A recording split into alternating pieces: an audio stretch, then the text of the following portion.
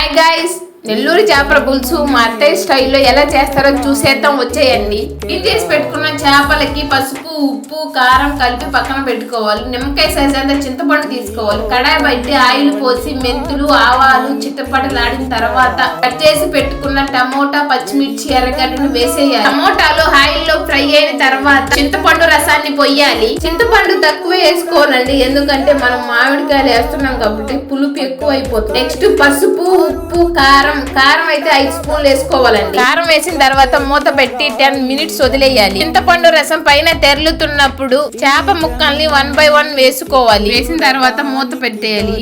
ఇక్కడ మా అత్తయ్య ధనియా పౌడర్, ఫిష్ కర్రీ మసాలా ఇంట్లోనే తయారు చేశారు. మీకు కావాలంటే కమెంట్ చేయండి, పంపిస్తాము. లాస్ట్ లో కొత్తిమీర, మామిడికాయని స్లైసెస్ గా కట్ వేసుకోవాలి. మూత పెట్టి 10 మినిట్స్ ఆగితే ఫిష్ కర్రీ రెడీ. అత్తయ్య స్టైల్లో ఫిష్ కర్రీ నచ్చితే లైక్ చేయొచ్చుగా.